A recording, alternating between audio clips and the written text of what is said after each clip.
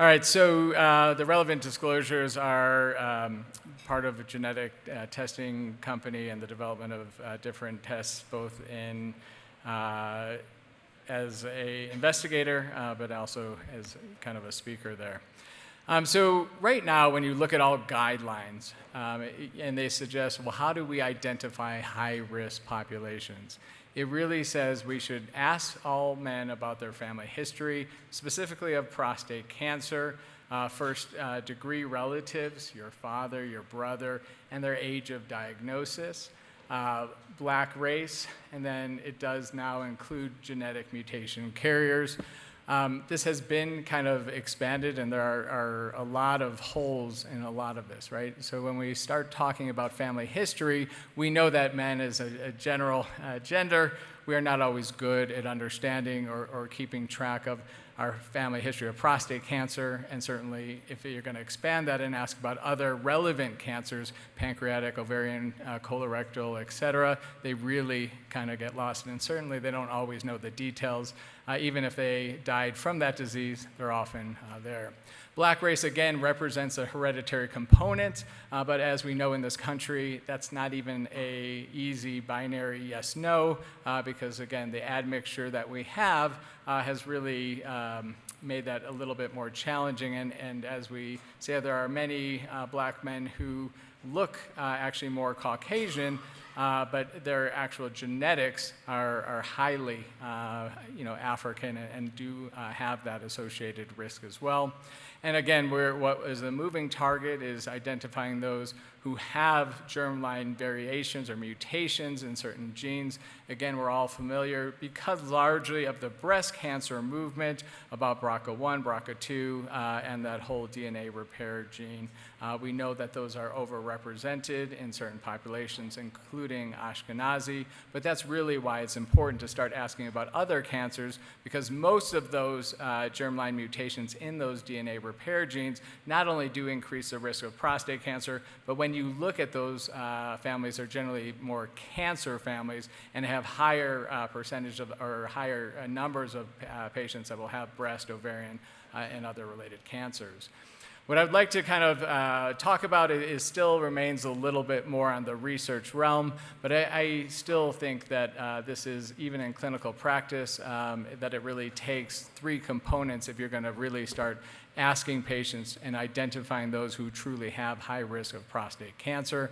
So again, we do still encourage you to ask men about their family history, the rare pathogenic mutations, and identifying which genes are actually relevant. Because again, when you look at the NCCN guidelines, there's 11 genes, including BRCA1, BRCA2, ATM, et cetera, but not all of them increase susceptibility to prostate cancer. So it's understanding which ones not only increase your risk, but also which ones increase your risk of aggressive disease. And again, the more controversial part of this is a polygenic risk score. And again, for those of you who are not familiar, this is what is called a single nucleotide polymorphism. These are little blips throughout your DNA that every man has. That's what makes you, you, me. There are many of them throughout our DNA, and you can actually count the ones that are specific for prostate cancer up and create a score. And again, when you look at the relevance of all of this, the polygenic risk score is really the largest component that explains hereditary risk, and certainly does tend to explain most of the reason why most men get prostate cancer. So as just alluded to, there are many reasons why we do germline genetic testing. Again, germline testing is that DNA, we're testing the DNA that you're born with, that's passed from generation to generation. So again, for the purpose of this talk, we're really focused in on, can you identify high-risk men based on their germline genetics or that complete genetic assessment? But it also has many utilities for prognosis. So if you have a mutation that increases your risk of aggressive disease, they may not be appropriate, or it may not be the best candidates for active surveillance. And certainly what we are all familiar with is, if you have some of these mutations, how that they may have prognostic value in terms of their responsiveness to different chemotherapies, PARP inhibitors, platinum-based chemotherapies, and certainly also they can be used to counsel other members, including that patient, not only for prostate cancer screening, but the screening of other cancers that they may be used for.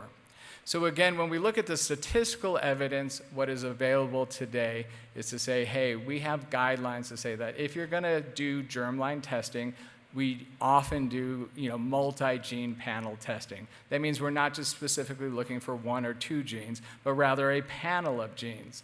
The NCCN currently recommends that there are 11 genes, and there's a lot of reasons why. Some of them are legit, others are just kind of put on because they were DNA repair genes, but not all of them do increase your susceptibility. And there are 5 genes, HOXB13, which is largely considered a prostate cancer specific gene mutation. Know about that. It is something that is very relevant to prostate cancer. BRCA2, ATM, CHEK2, all increase your risk of susceptibility. BRCA1 only mildly at best increases that susceptibility, maybe about 1.3-fold, but it's still very variable. So if you see one of these patients who have that mutation, you don't necessarily need to over-screen them because, again, they don't have necessarily that increased risk. But if you have a HOXB13 carrier who has over 3-fold to 5-fold higher risk of being diagnosed with prostate cancer, that is the guy that you want to screen earlier. And again, there are some of this panel that do increase your risk of aggressive prostate cancer, meaning that there's a higher proportion that when they're developed as a de novo gene, they tend to be a higher Gleason score.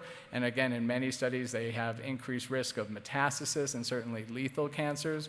And again, the list here is BRCA2, ATM, CHEK2, PALB2, NBN. Ultimately, some of the mismatch repair genes may ultimately be included in this list, but it is one of those that's an evolving target. Recognizing that most of the genes that we're referring to are called rare pathogenic mutations. They're rare. They only occur in about 2 to 3% of men with prostate cancer. Now, the most exciting thing in that space that I'm excited by is that there is a new gene that's kind of similar to HOXB13. And the way that we found this was that we looked at the genes that were involved in PARP inhibition. And again, I'm not going to go through the whole pathway. We are familiar that PARP inhibitors are used for many patients with aggressive disease. And a while ago, Adam Keibel and colleagues looked at or did a study that looked at CRISPR, so they got rid of many of the genes that are involved in a PARP inhibitor pathway, and they identified over 65 genes that had a profound impact on PARP inhibition. So if you mutated these cells and these mice had better responses to PARP inhibition. And so we looked and said, well, is there any type of signal in the germline DNA that you can actually, that would predispose not only to prostate cancer, but aggressiveness? So in collaboration with Johns Hopkins, we went through each one of these 65 genes, and there was one gene that is not only came out as a strong signal, but is certainly reproducible and validated in many populations. Again, it's very rare. It's about 1.5% of the overall patient population, so rare, but adding to that list that we should be looking for. And unlike HOXB13, which only increases susceptibility, this gene mutation not only increases susceptibility, but also increases the risk of having aggressive disease. So I think we'll be hearing more about many of the genes in this PARP inhibition pathway, but again, adding to a list of genes that will be included there. And then again, so I don't keep speaking here, is that one of my things is looking at polygenic risk scores. Again, this is a SNP-based score. These really are thought to explain about 40% of why men get prostate cancer. It's easy to interpret. One of the polygenic risk scores that we use is called the genetic risk score. And the easy way to think about that is if you had a genetic risk score, so you counted up all the SNPs and created a score, and you said you had a score of 1 that's average population risk, meaning 1 in 8 chance if you're a white man of being diagnosed with prostate cancer.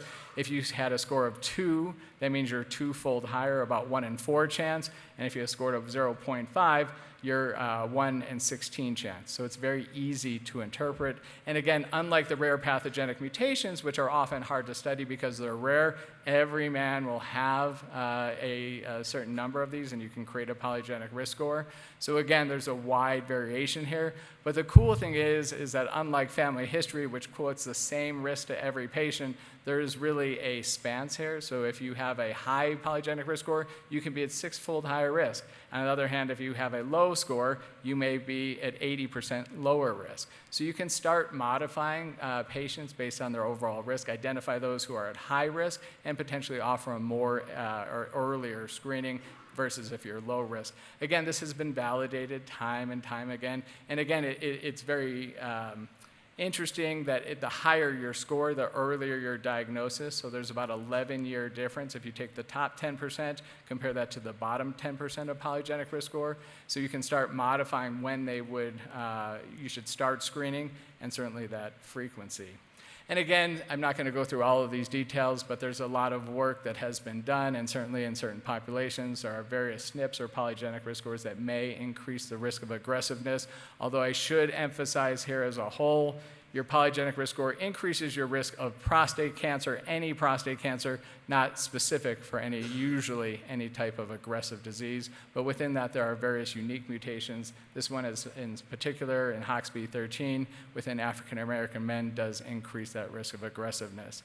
And again, this is one that you may see on a report that has been looked at in many different populations, but a variation in the HSD3B1 gene, which is involved in the hormone processing. So again, if you have this variation, which is common, your responsiveness to hormones may not be as long and may ultimately signal that you should change therapy to chemotherapy earlier on, kind of in the same concept as ARV7 back in the day. So in summary, this is a lot of information. It's not meant to be intimidating, and most of the reports are really there to help guide you, identify those high-risk men. And so again, this is an unaffected population that we're looking at, but there are certain genes to be aware of that if you have a patient with those, that you should offer earlier and certainly more intensified screening, and understand some of those that may imply that increase aggressiveness and modify your treatment based on that. So again, knowledge is power, and we should go with that.